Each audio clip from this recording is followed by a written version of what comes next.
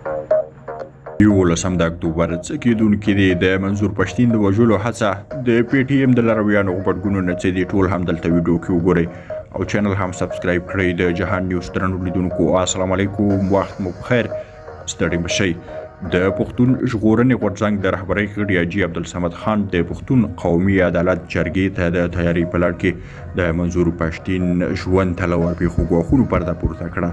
نوموړي مخامخ د پاکستاني ریاست نوم یاد کړی چې د لوی جرګې په دورشل کې منظور پښتین ته زیان رسول غواړي او هڅه کوي چې ترور یې کړي. د یاد غورځنګونو پلویانو پر ټولنیزو شبکو لیکلي چې منظور پښتین د جرګې لپاره د پښتون مشرانو د راټولولو تر څو غونډه وروسته د نامعلومو وسلوالو له لورې څارل شوی او په ځینو مواردو کې د هغه د موقعیت معلومولو لپاره له ډرون کیمرو هم استفاده شوې ده.